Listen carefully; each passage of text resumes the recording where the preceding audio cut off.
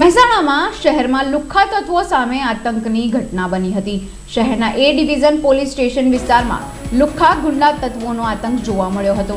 મારામારીની ઘટના સામે આવતા પોલીસ સ્ટાફનો કાફલો ઘટના સ્થળે આવી પહોંચ્યો હતો। જિલ્લામાં દિવસે ને દિવસે ક્રાઇમની ઘટના સામાન્ય બાબત બની ચૂકી છે, ત્યારે સ્થાનિકોના અનેક રજૂઆત છતાં પણ પોલીસ આંખ આડા કાન કરતી હોય છે તેવી સ્થિતિ સર્જાઈ હતી। લોહાણી ગેંગનો આતંક દિવસે ને દિવસે વધતો જતો હોવાના આક્ષેપો આવ્યા છે। એ ડિવિઝન પોલીસ સ્ટેશન ખાતે સામસામે ફરિયાદ નોંધાઈ હતી।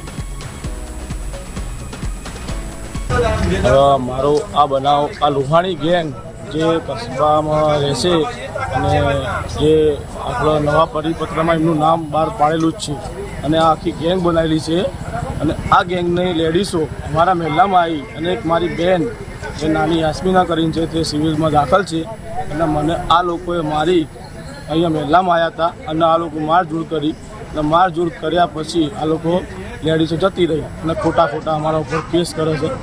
પોલીસ પ્રશાસન એમના સાથે મળેલું જેવું લાગે છે કે 3 મહિનાની અમારે 2024ના અંદર 11મા મહિનામાં 18 તારીખે બનાવ બનેલો હતો જે 307 જેવા ગુનો હતો, પણ પોલીસ પ્રશાસને તે ગુનો લાગુ નથી કર્યો અને તે લોકોને પોલીસ સ્ટેશનમાં જામીન આપી દીધા।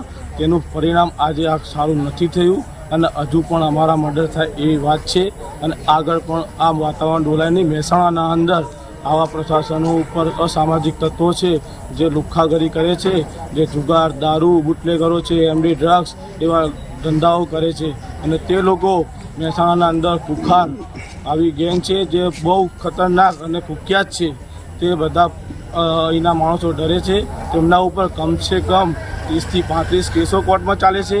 307ના 2 ગુનાઓ છે। એક ગુનાના અંદર નીચી કોર્ટે સજા આપેલી છે, હાઈકોર્ટના અંદર સજામાં છૂટેલા છે તે જામીન ઉપર।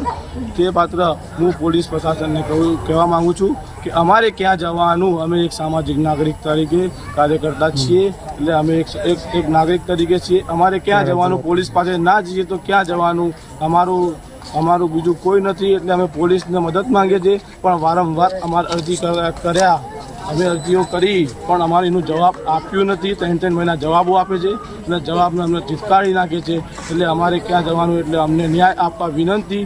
આપ સાહેબ, આઈજી સાહેબ, કમિશનર સાહેબ, મહેસાણાના ડીવાયએસપી સાહેબ, એસપી સાહેબ એ લોકોએ જે બહાર પરિપત્ર પાડ્યું છે લુખ્ખાઓ માટે તેમને કડકથી કડક સજા આપતી।